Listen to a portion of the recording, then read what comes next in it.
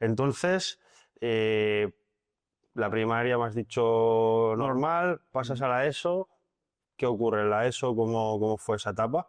Pues lo que te he comentado, fue una época difícil más que nada porque yo estaba experimentando muchos cambios a nivel familiar y fue la transición cuando yo me fui a vivir con mi padre definitivamente, el cual, como es la persona más buena que conozco, me lo consentía todo. Ujú. Entonces, pues ahí los estudios, yo recuerdo que repetí tercero de la ESO, ¿vale? Porque Ujú. me quedaban todas y al año siguiente dije como que me lo iba a sacar todas con 10 y me expulsaron. O sea, me Vale, expulsaron. repites tercero y en el segundo año de tercero te Sí, expulsan. es que Un perdona que te por cagas. acumulación de partes, o sea, Madre creo que mía. era un mínimo de 7 partes, yo lo acumulé todo y ya decidieron, mira, vete ya de aquí, Que la que liabas, la liada, sí. campanas Sobre todo y... contestaba mucho a los profesores, porque Vale. siempre quería llevar la razón, eso es Mm. algo que he ido mejorando con el tiempo, y eso al final resultó que me expulsaron. Porque, ¿qué tal el entorno en esa época? Mucha calle, plazoleta, Sí, barrio, estaba rodeado. parque. No sé si se entraron consumos de cosas o igual no. No, no, No, en ese no, caso no, no. fumar Vale. nunca me ha No, gustado. De no. hecho, toda mi familia por parte de madre me decía, este niño va a fumar, pero yo no. Yo era el típico que cuando se podía fumar en los bares yo me iba por ahí porque lo odiaba. Muy bien, muy bien, muy bien. ¿Y qué ocurre Ujú. después de esa expulsión en tercero de eso? ¿Dónde Vale. te lleva la vida? Te sacas la ESO finalmente, pasas al Ujú. bachillerato, te pones a trabajar? Cuéntame un poco. Eso es interesante porque siempre se suele cambiar cuando toca fondo, ¿vale? Normalmente mientras más cosas te digan que tienes que cambiar, que tienes que estudiar y todo, hasta que tú mismo no te das cuenta, no cambias.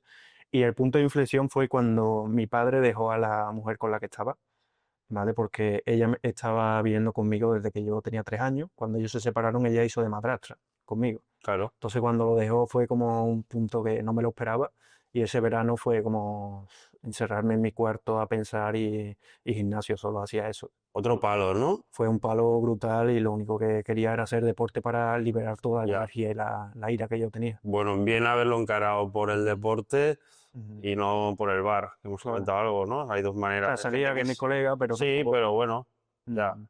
Y eso, pues al final dije, tengo que hacer algo, tengo que sacarme algo. Hice la ESO de adultos, que aquí en España se llama la ESA, Educación Secundaria de Adultos. Y eso, paralelamente estuve haciendo Aikido también, un arte Ujú. marcial japonés.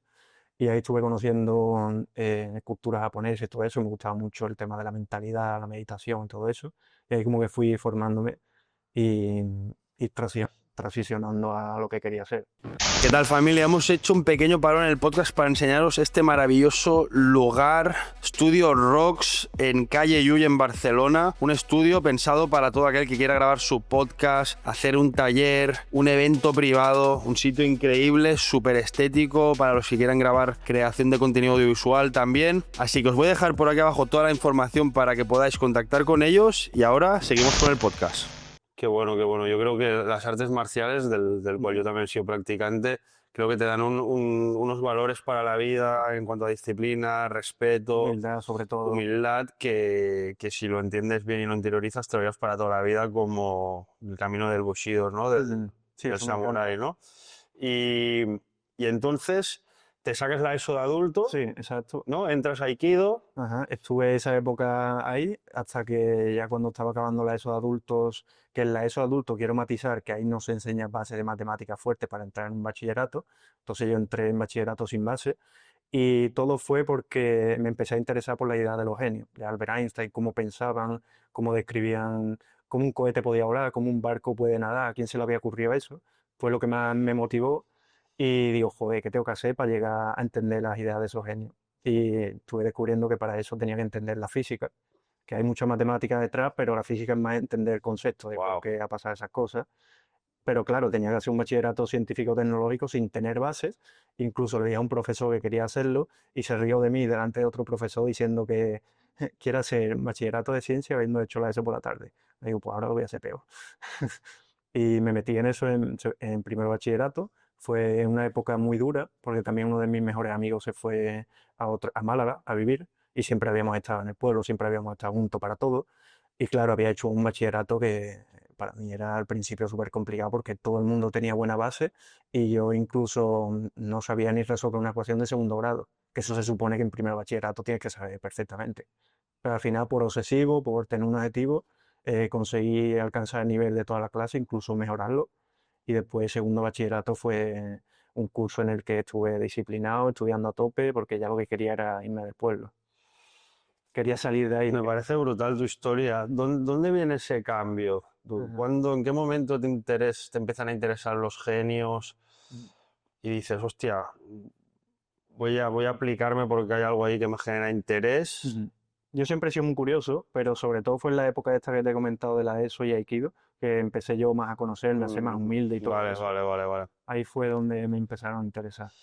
Y te metes en bachillerato y empiezas un poco perdido y luego te conviertes en de los mejores de la clase, quizá. Sí, las máximas notas en matemáticas, física y química. Wow, hostia. ¿Y ahí ya tenías claro que querías hacer una carrera? Sí, yo desde que empecé a interesarme por las ideas de los genios ya empezaba a apuntar las frases de todos los genios, ya estaba obsesionado. Wow. Claro, tenía que soportar asignaturas como lengua y todo eso, que no me gustaba, pero bueno, eran parte del camino. Vale. Y te sacas el bachillerato y Selectividad también. selectividad. Consecuencia de eso, también saqué la nota que quería para entrar en física. ¿Qué nota te piden? En física en esa época creo que pedían un 11 o cosas así, saco un 11,2 más o menos. Hostia. Vale. Y empiezas la carrera de física en una universidad de Sevilla. En Sevilla, sí. En Sevilla. Vale, es una carrera que tiene pinta de compleja, de hincar codos, de pasar horas ahí empapando teoría. ¿Es así? Sí, es una carrera que, o sea, que te hace ser un hombre, literalmente, porque en bachillerato como que te lo dan todo mascado, te dan esto tienes que hacer matemáticas, tienes que hacer estos deberes, entregarlo y ya, y te vamos a subir nota por eso. En física allí no depende de nadie, los profes pasan de ti. Incluso hay profes que como que tienen líneas de investigación y dar clases y se enfocan más en investigación, entonces como que el alumno le da un poco igual en ese aspecto. Aparte que la dificultad es complicada, obviamente, ahí es donde se aprende las matemáticas y la física de verdad.